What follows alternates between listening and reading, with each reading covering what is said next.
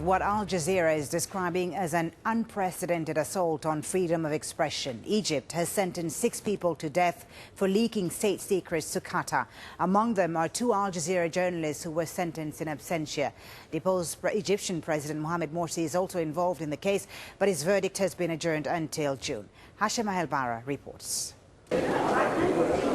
Observers, human rights activists and families were all waiting to hear the verdict. Egypt's deposed President Mohamed Morsi, along with other defendants, face espionage charges. They're accused of handing over classified state documents to Qatar. As the judge was reading the ruling, he stopped for a while, demanding that someone be removed from the courtroom, threatening to put them in jail. Then he got on with the verdict, sentencing 6 people to death, including journalists. 2 of them, Ibrahim Malala and Ala Sablan, work for Al Jazeera network.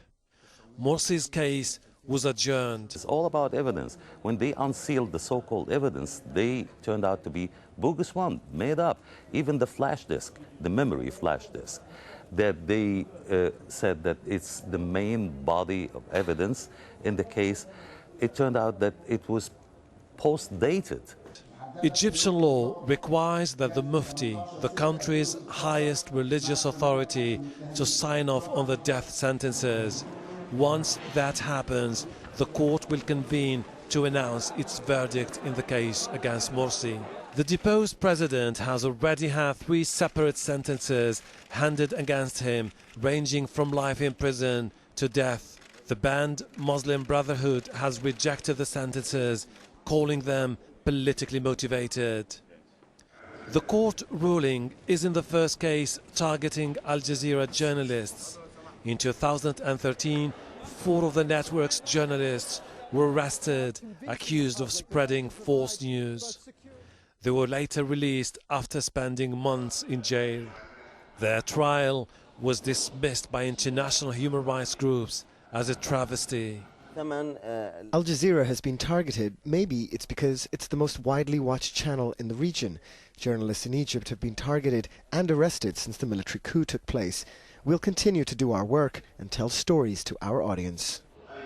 Al Jazeera rejects Egypt's allegations that the network was collaborating with Morsi's elected government. Hashim Ahelbara, Al Jazeera.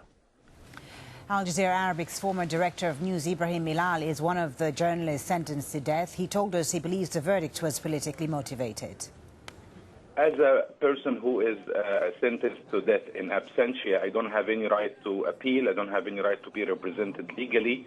I know that since day one of this case has started more than 1 year and a half ago. It's full of inconsistency. The main inconsistency is that we, as one of the 3 journalists, we are accused of collaborating between Muslim Brotherhood as a group and the government of Qatar. This is a very big inconsistency because the media regime, the media tycoons in Egypt are making this propaganda every day that Qatar is a big supporter of Muslim Brotherhood. It doesn't make any sense that Muslim Brotherhood and Qatar needed me to mediate between them. This is a very big inconsistency.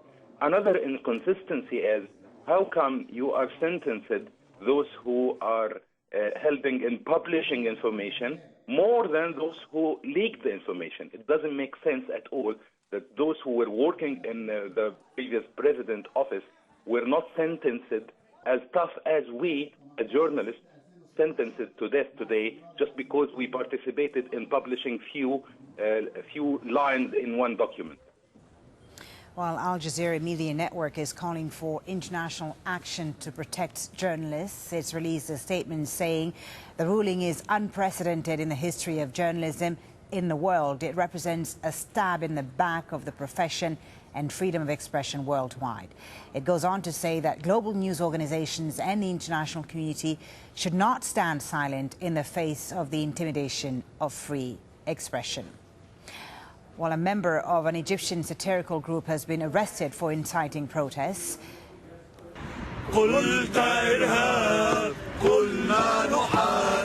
The Street Children group have gained a following for uploading videos like this, mocking the chants of government supporters. They have over 200,000 likes on Facebook.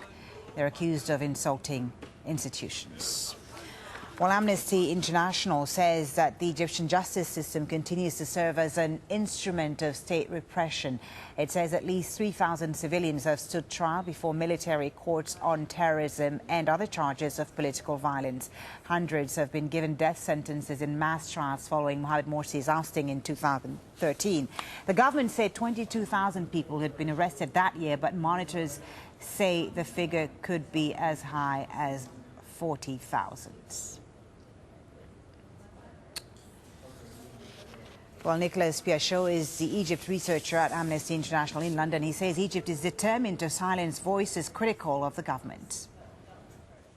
This is a travesty of justice. Egypt is effectively waging a war against independent reporting, against opposition voices. The authorities are intent on shutting down all forms of dissent, including independent journalism. Mohamed Morsi and Al Jazeera have become kind of like, a bogeyman, a scapegoat for the ills of Egypt. But I think the truth is the cracks are beginning to show, and that's very clear in the protests that we've seen in Egypt against the authorities over the last few weeks. The authorities are desperate to shut down all forms of dissent, and they've made it clear that anyone speaking against them will have the severest penalties leveled at them.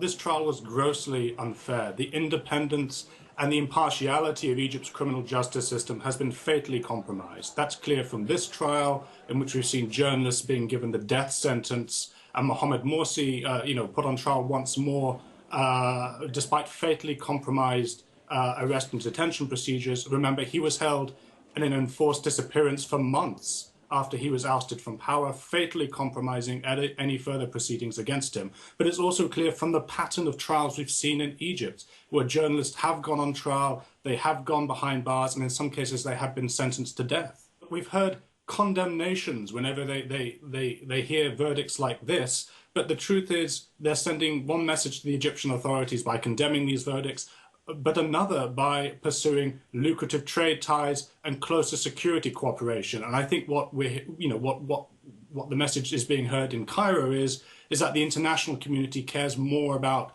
trade and security cooperation than it does about independent journalism and human rights defenders. And I think that's sending a very worrying message. It's effectively giving Egypt's authorities a free pass to shut down peaceful dissent. That was Nicholas Piachot of Amnesty International. Well, joining us now from Dallas is Sahar Aziz, an associate professor of University of Texas A&M School of Law. Thank you very much, Sahar, for being with us on Al Jazeera. So what's your view of the process that led to this decision today, the legal process? What does this say about Egypt's justice system? Well, it just adds to the concerns that the justice system is politicized. To issue a death sentence to journalists is a very extreme form of injustice, particularly because you have the former democratically elected president as one of the defendants, and that they're using espionage as a charge is very dubious.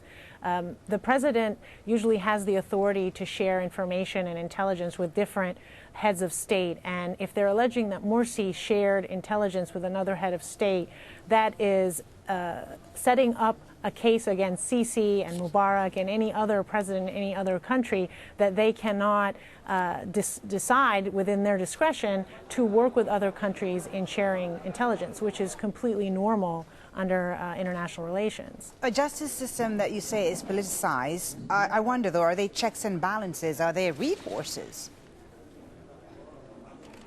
Well, there is an appeal process, and what we've seen since the military coup against Morsi is that many of these trials have been overturned, or the verdicts have been overturned on appeal, which shows that on the one hand, the appellate system is relatively more fair, but on the other hand, at the district level, it shows that you have many judges who are clearly making rulings that confirm people's suspicions that they're political, and concerns that the executive may be indirectly giving them hints, if not instructions, to convict in order to chill dissent, in order to send a signal to anyone who wants to oppose the government that your liberty is at stake and now your life is at stake. Now, looking at the actual legal process of these particular cases and the sentencing of the journalists, Al Jazeera journalists notably, this is now going to go to the Mufti, which is, who's a high religious figure in Egypt. If he decides that the death sentences shouldn't go ahead, will the court have to respect that decision or not? So the Mufti's decision or advice is advisory. It is not binding. However, it does hold cultural and political weight. It would look bad on the judges, and it would look as if they are not respecting religious authority, which is an important part of Egyptian culture, if they were to disregard the Mufti's advice. On the other hand, the Mufti is known to be a government employee, and so people view his decisions also as influenced by the executive branch, and oftentimes they'll use the Mufti.